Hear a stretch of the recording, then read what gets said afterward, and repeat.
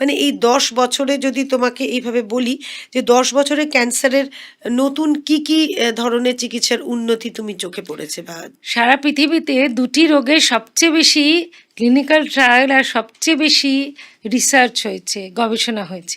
একটি হলো ডায়াবেটিস, যেটা ঘরে ঘরে এখন, আর একটি হলো ক্যান্সার। সারা পৃথিবীতে ক্যান্সারের এত অ্যাডভান্সমেন্ট হয়েছে, এত উন্নতি হয়েছে যে শুধুমাত্র কেমোথেরাপির নামটা তো আর নেই। ওষুধের মাধ্যমে চিকিৎসার অনেক রকম পদ্ধতি আছে। একটি হলো কেমোথেরাপি, এছাড়া হরমোন থেরাপি, তারও খুব উন্নতি হয়েছে।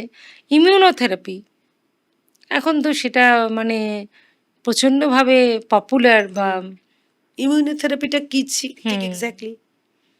আরেকটি বলে নিই, টার্গেটেড থেরাপি। আচ্ছা। এবার তুমি যে প্রশ্নটা করলে ইমিউনোথেরাপি, দেখো প্রত্যেক মানুষের না শরীরে একটা ক্যান্সারকে বিলুপ্ত করার বা ক্যান্সার তাড়িয়ে দেওয়া, ক্যান্সার কোষগুলোকে বিনাশ করার ন্যাচারাল ইমিউনিটি থাকে।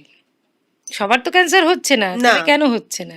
নিশ্চয়ই তার মধ্যে সেই ইমিউনিটিটা বেশ ভালোই আছে, তাই জন্য ক্যান্সারটা হচ্ছে না। কিন্তু কয়েক ক্ষেত্রে এই ইমিউনিটিটা ফেল করে, তারই ক্যান্সারটা হচ্ছে।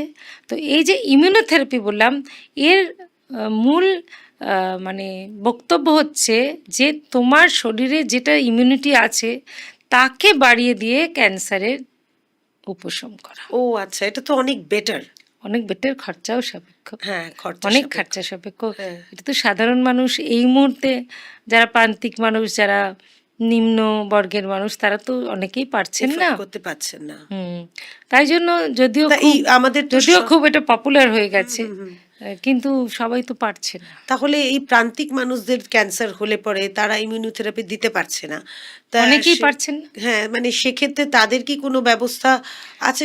না, ক্যান্সারের চিকিৎসার অন্যান্যগুলো তাদের সরকারে আছে, যেমন কেমোথেরাপি, যেটা বেসিক কেমোথেরাপি সেটা আছে, যেটা রেডিয়েশন, সেগুলো প্রচুর রেডিয়েশন সেন্টার পশ্চিমবঙ্গেও আছে, সারা ভারতবর্ষে নানা জায়গায় আছে। শল্য চিকিৎসা বা ক্যান্সার সার্জারি, গভর্নমেন্ট সেগুলো হয়। হ্যাঁ, সেগুলো হয়। আচ্ছা, কিন্তু ইমিউনোথেরাপি বা নতুন যেগুলো ইন্ট্রোডিউস খুবই হচ্ছে, হ্যাঁ খুবই কস্টলি, ওটা তো র্যাম্পেন্টলি অ্যাপ্রুভাল নেই ওভাবে।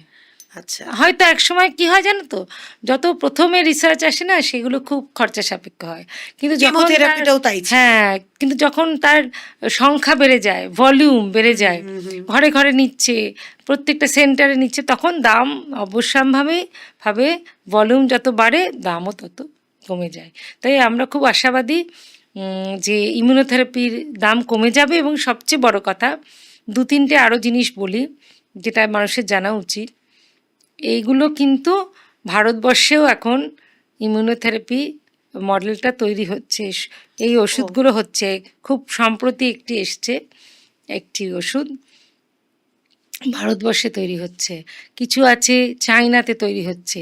এগুলোর কিন্তু দাম অনেকটা কমে গেছে, এবং আমরা খুব আশাবাদী যে এগুলো আরও কমে যাবে যত সরকার এদেরকে সাপোর্ট দেবে। মানে এটা রিলায়েবল তো? অবশ্যই অবশ্যই। আমাদের যে ভারতবর্ষের সরকার আছেন, তারা তো ড্রাগ কন্ট্রোলার অ্যাপ্রুভাল না দিলে এটা বাজারে আসতেই দেবে না। মানে কম দাম মানে তার কোনো কাজ নেই? না, ড্রাগ কন্ট্রোলার তো কিছু নর্মস আছে অ্যাপ্রুভাল দেওয়ার। আরও একটি খুব আশাব্যঞ্জক কথা হচ্ছে, প্রচুর বিদেশি যে ইমিউনোথেরাপিগুলো, সেগুলোর উপর জিএসটি কিন্তু তুলে নিয়েছে। তাহলে দামটা আরো কমে গেছে। আরো নিশ্চয় সাপোর্ট যত দিন যাবে তত সরকাররা করবেন। প্রত্যেক সরকারই তো এটা দায়িত্ব যে ক্যান্সারের ওষুধের দাম কমাতে হয়। আর এখন ক্যান্সার পেশেন্ট তো মানে সংখ্যায় অনেক হয়ে গেছে।